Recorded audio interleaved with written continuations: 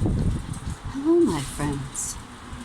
White Witch 110 here, and welcome to another episode of Historic Haunts, Other People's Experiences. This evening, I will be telling you about Laurier House. I attended a ghost investigation there last evening. It was a great experience, as you may have heard in a couple of my other videos that I've already uploaded. Now, the home was purchased from its original owner by Sir Wilfrid Laurier, our 7th Prime Minister. At the time of his serving as Prime Minister, the government did not provide housing for them. When Mrs. Laurier died, she left the house to Mackenzie King, our 10th Prime Minister. During his stay within the home, he regularly contacted spirits. He had a medium that he used on a regular basis.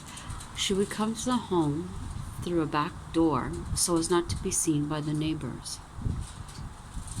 We were lucky enough last night to see the table in which the seances were held, but unfortunately the original room was off limits to the public.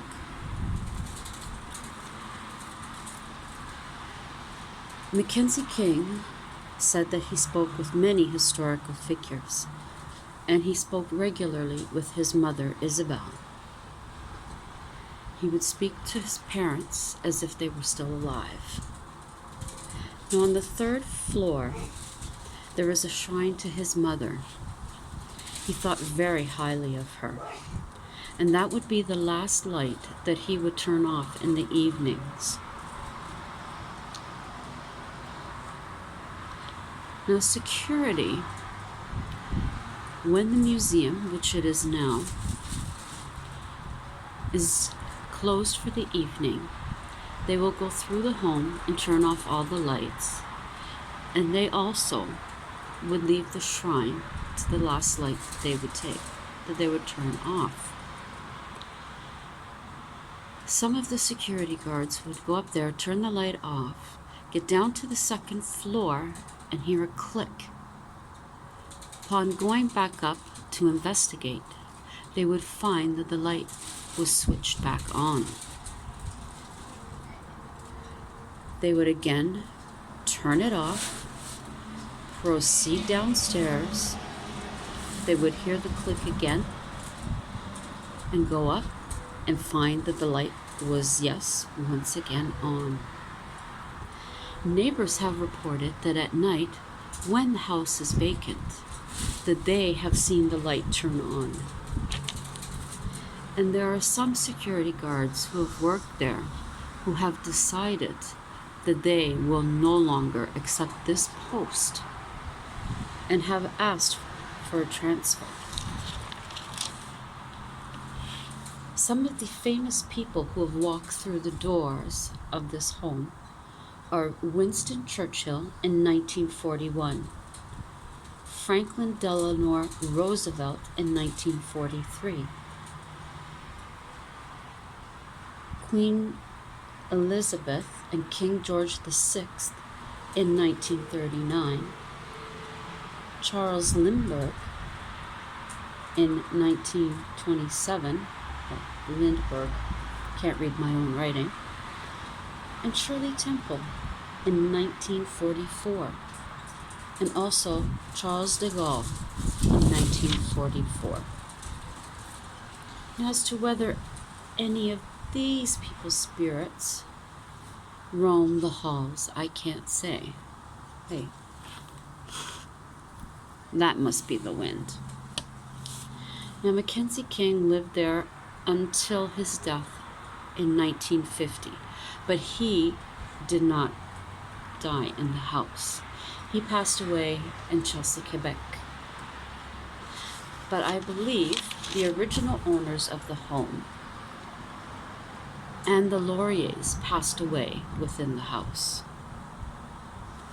Last evening, I felt Zoe Laurier's presence very heavily within the home, making it difficult to breathe on the second floor. We did use a spirit box. The question was asked as to whether the person that we were contacting had been a servant within the home, and the response was in the house. When asking for a name, I heard the name Dave. Others heard the name Dan. It was an interesting evening. I did see shadow figures, as I have mentioned in my other videos, in what is called the breakfast room on the 3rd floor. There was also a very heavy presence there while we were on the 3rd floor landing. You constantly felt like someone was watching you. There was also a slight presence in the room with the shrine to his mother. On the 2nd floor where the bedrooms are, I could feel a presence on Mackenzie King's bed, which was surprisingly small. I do realize he was a bachelor, but still, with someone with such a position, you would expect something a bit grander.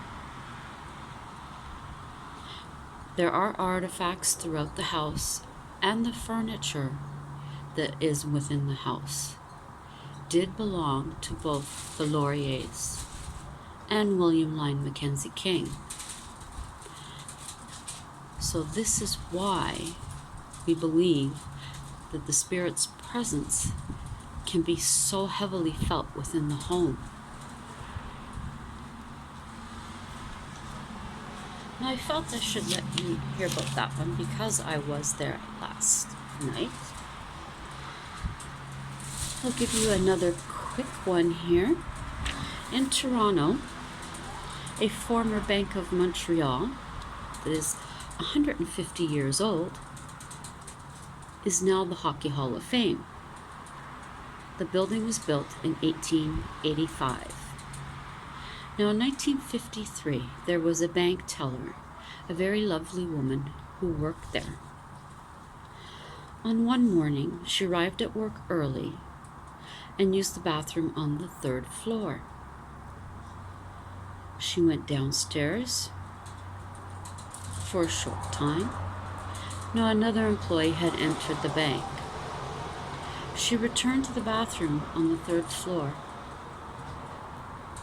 The other employee, soon after, heard a gunshot. It is now said that employees within the bank refused to use that washroom and that a new one has been made for their use. In the 1980s, there were reports of items going missing only to reappear in unexpected places. And in 1995, a child described Dorothy perfectly. The lights are known to go off and on, and there is shrieking and moaning that is heard. Now, a haunted museum in Ottawa, the Bytown Museum. It was built in 1827 and is the oldest stone building in Ottawa. Heavy footsteps are heard on the stairs. Plastic smoke detector covers dropped together on the floor during a meeting. There is a story video called The Log Driver's Waltz, which would play on its own until a staff member told the spirit to stop because she hates the song.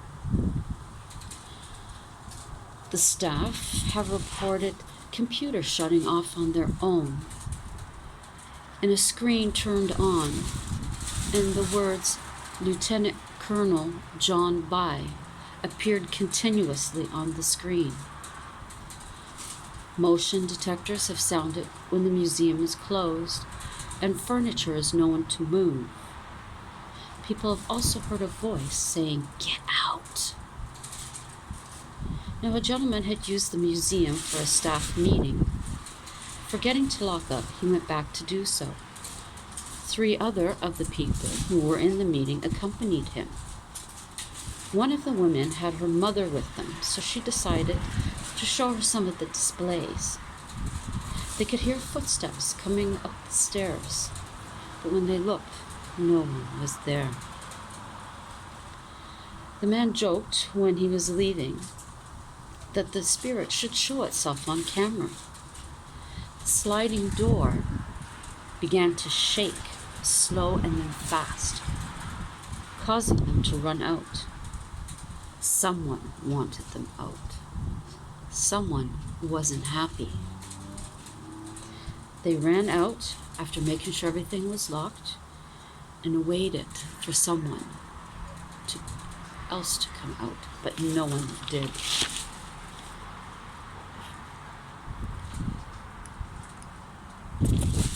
Those are the stories. My flashlight is acting weird. Okay. Those are the stories for this evening. I hope you enjoyed them.